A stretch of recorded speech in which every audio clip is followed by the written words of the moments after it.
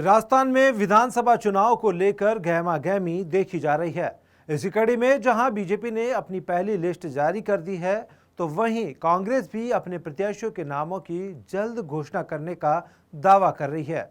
BJP की पहली list जारी होने के बाद से राजस्थान में बवाल मचा हुआ है। इन चुनावों में कई तस्वीरें ऐसी देखने को मिल रही है जिन्हें कभी सोचा जाना भी गुनाह माना जाता था।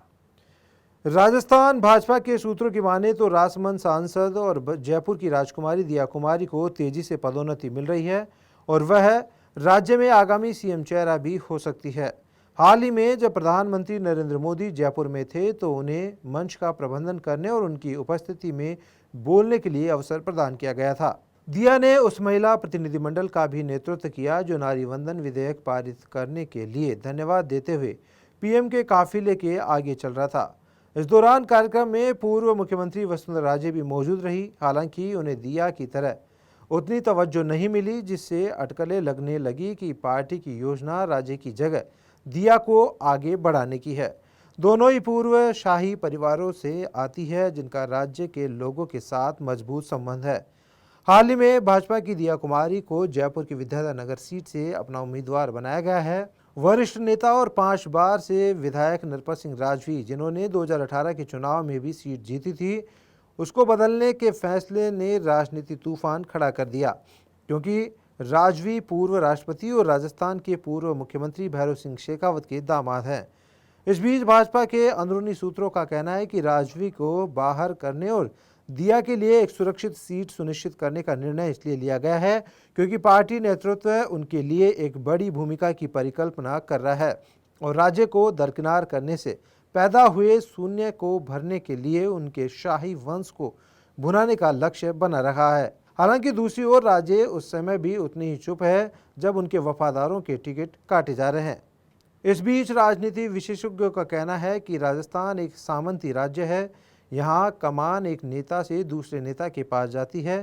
पहले भैरव सिंह शेखावत ने उन्हें कमान सौंप दी थी और अब जब वह कमान अगले नेता को सौंप देगी तो राज्य में अगले नेता को स्वीकार कर लिया जाएगा। ऐसी अटकलों के बीच सभी की निगाहें इस बात पर टिकी है कि आखिर कौन विजय होगा, दिया कुमारी या वसुंधरा राजे। सवाल उठ रहे हैं कि आखिर वक्त में भाजपा को जीत की राह पर कौन ले जाएगा, क्योंकि पार्टी को कांग्रेस से कड़ी टक्कर मिल रही है जो पहले की जनता के लिए कई सामाजिक कल्याण योजनाएं शुरू कर चुकी है। जयपुर में मशहूर 5 सितारा राजमहल पैलेस को सुबह सुबह राजस्थान सरकार ने सील कर दिया था। वहां से सभी लोगों को बाहर निकाल दिया गया था। जयपुर राजघराने के इस होटल और जमीन पर कब्जे को लेकर जयपुर में खूब ड्रामा भी हुआ। राजकुमारी और बीजेपी की पूर्व एमएलए दिया कुमारी भागी भागी राजमहल पैलेस पहुंची। वहां कोर्ट के कागजात दिखाकर कब्जे की कार्रवाई रोकने की कोशिश की, लेकिन अधिकारियों ने उनकी एक नहीं सुनी। नाराज दिया कुमारी ने अधिकारियों को खूब खरी-खोटी सुनाई। उन्होंने अपने ही बीजेपी सरकार पर हमला बोलते हुए कहा कि सरकार खाली पड़ी इस जमीन पर मॉल बनाने के लिए कब्जा करवाना चाहती है।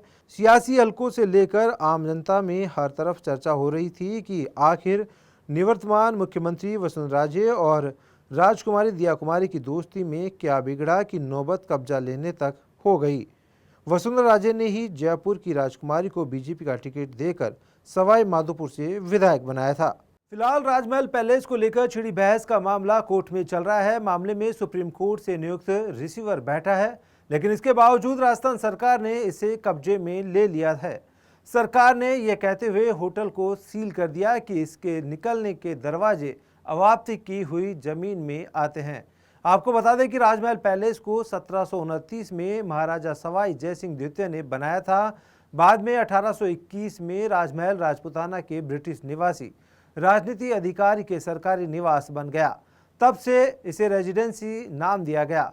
1958 में जयपुर के महाराजा सवाई मानसिंह द्वितीय ने इसे राज परिवार का आधिकारिक निवास बनाया।